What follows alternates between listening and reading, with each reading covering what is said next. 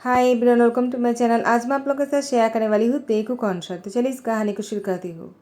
Jungkook वो एक shop पर काम करता है और तियांग यहाँ पर किसी काम से आया हुआ था अपने बिजनेस पार्टनर के साथ। बिजनेस पार्टनर कोई और नहीं, वो बोगम है। बोगम और तियांग बातें कर रहे थे।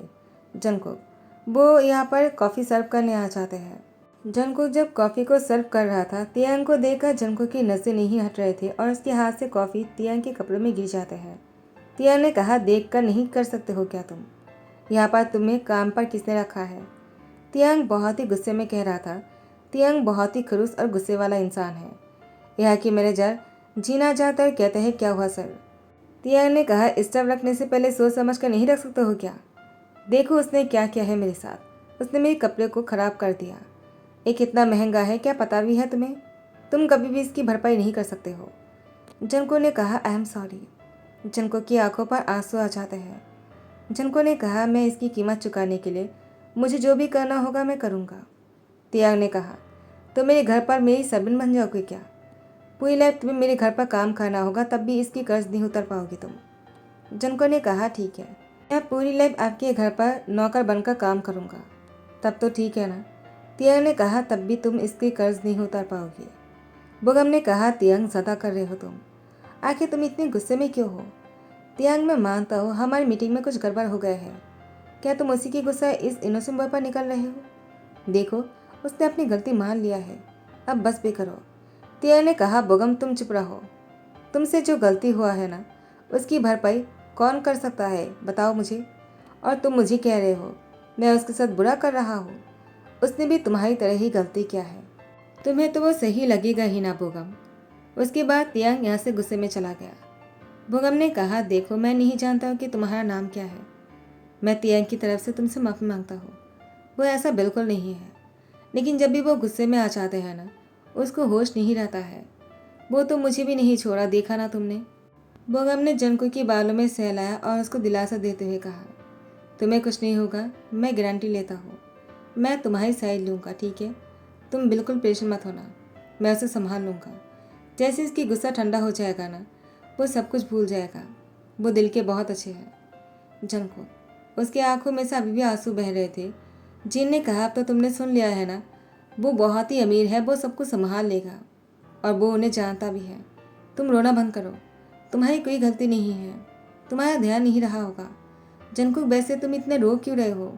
अगर किसी कस्टमर के साथ कोई गलत हो जाते हैं, वो अगर डांट देते हैं ना, तो हम उसको एक्सेप्ट कर लेना चाहिए। और देखो, वो बाद में तुम्हें माफ़ भी कर देगा। तुम पहले रोना बंद करो। जंको अभी भी रोए जा रहे थे। वो इतना रो रहा था कि वो बात नहीं कर पा रहे थे। उसको हिचकी आ रहा था।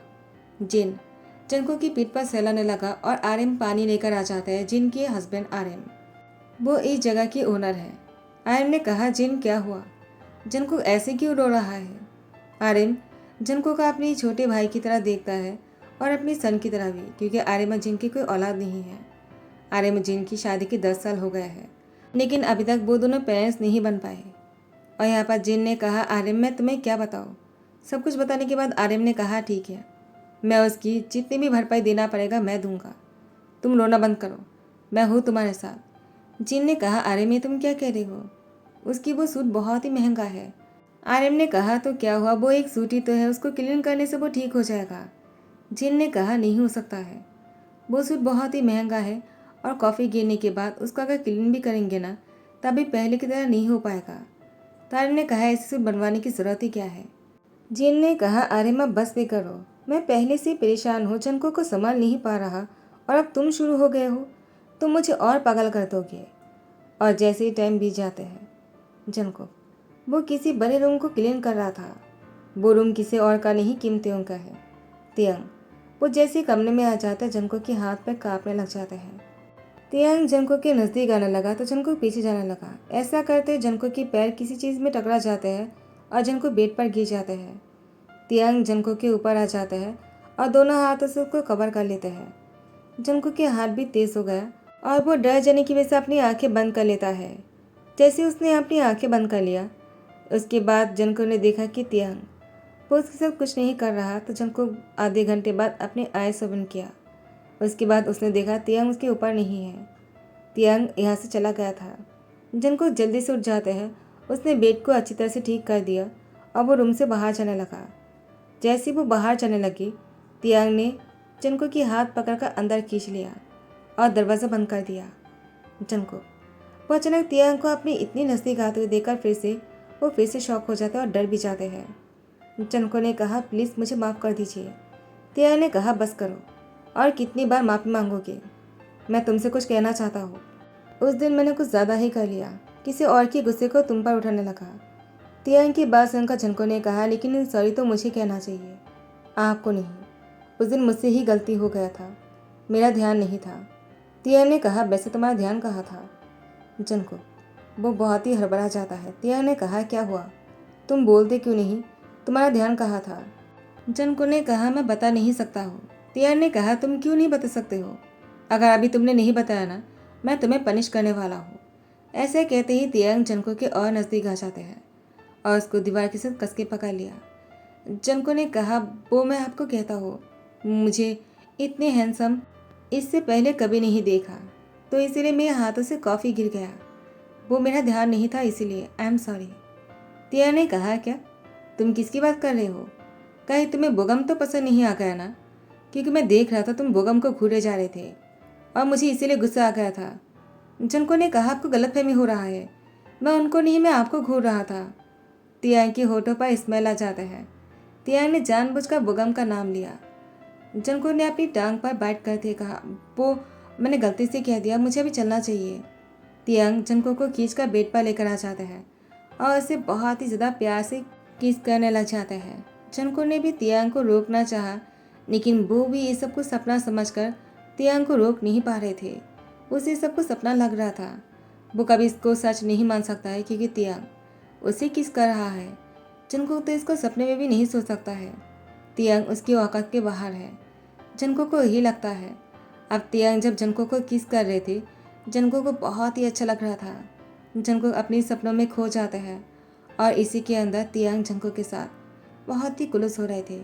दोनों के बीच में वो दूरियां भी मिट जाते हैं जो नहीं मिटना चाहिए था।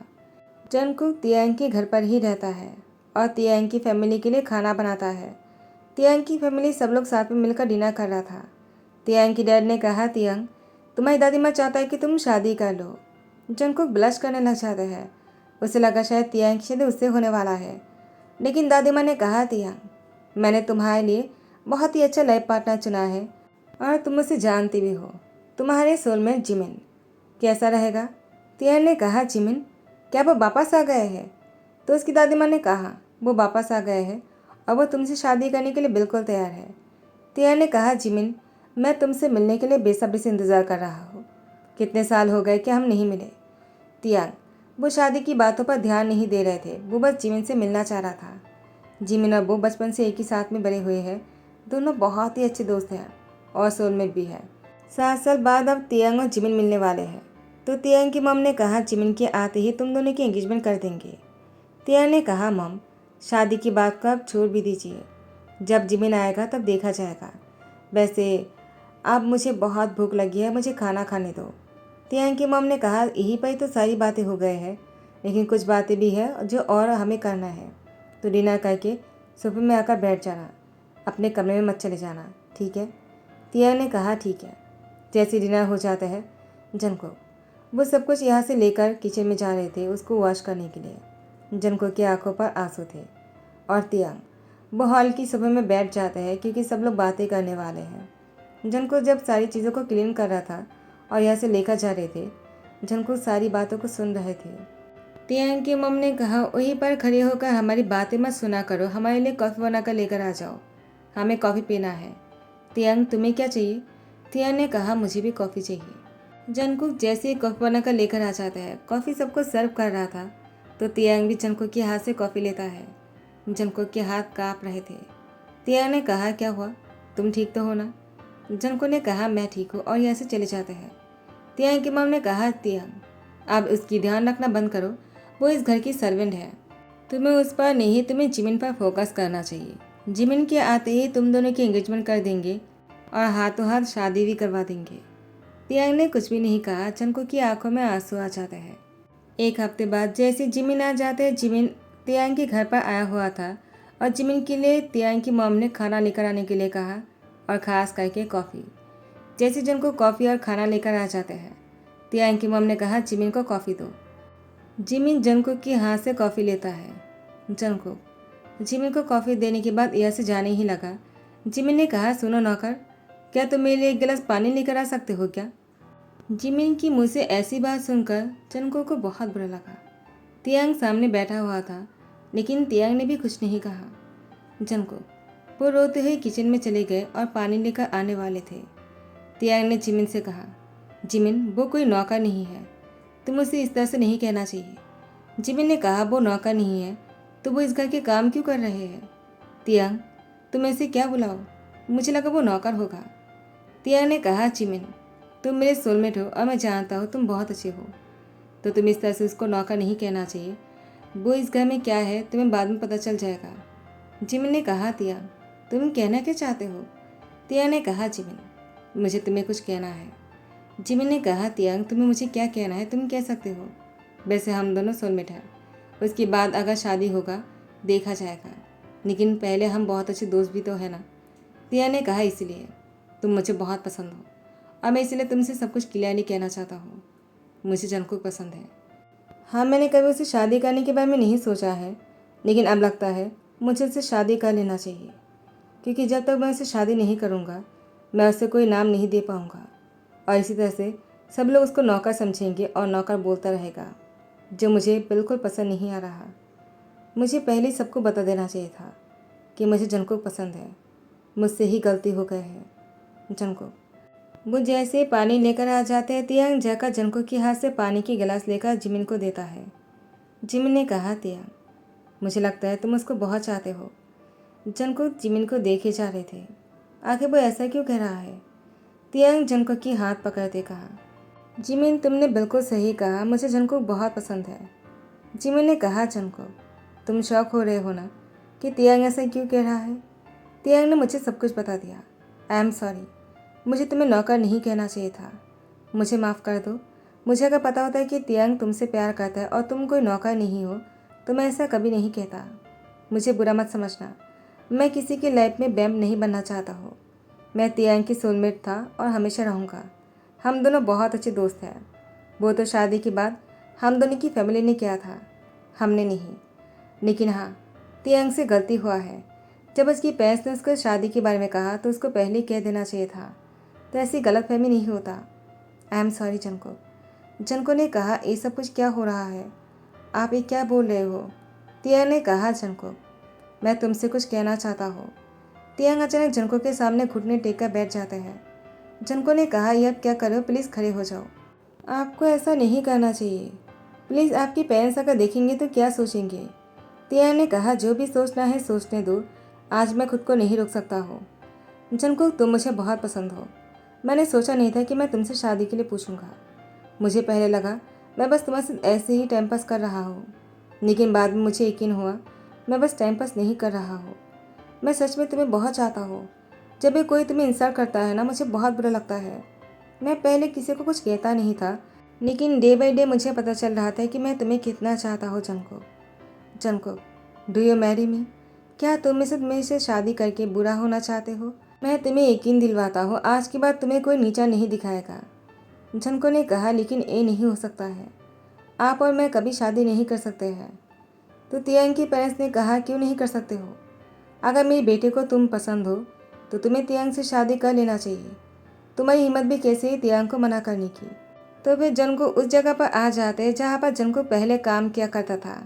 यहाँ पर आर्यम जैसे ही जंको को तियांग के साथ आते हुए देखा, आर्यम ने कहा, क्या हुआ, वो अभी भी तुम्हें पेशेंट कर रहा है क्या? तुम उसके घर पर काम करते हो उसके बाद भी? जंको ने कहा, आप गलत सोच रहे हो। हाँ, मैं पहले तियांग के घर पर खाना बनाता था, क्योंकि मेरे हाथ से बना हुआ खाना सबको बहुत पसंद है। लेकिन अब तियांग और मैं शादी करने वाले हैं।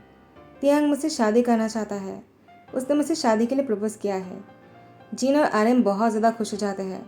दोनों का अपने कानों पर यकीन नहीं हो रहा था कि सच में तियांग जंकुक से शादी करना चाहता है। फाइनली तियांग और जंकुक की शादी हो जाती है और दोनों मैरिड कपल बन जाते हैं। इसी के साथ ही दी एंड करता हूँ। आई होप कि आप लोग को पसंद आया हो। अगर पसंद आया तो लाइक कमेंट शेयर करना मत भूलना, सब्सक्राइब कर देना। Thank you so much, bye bye, take care.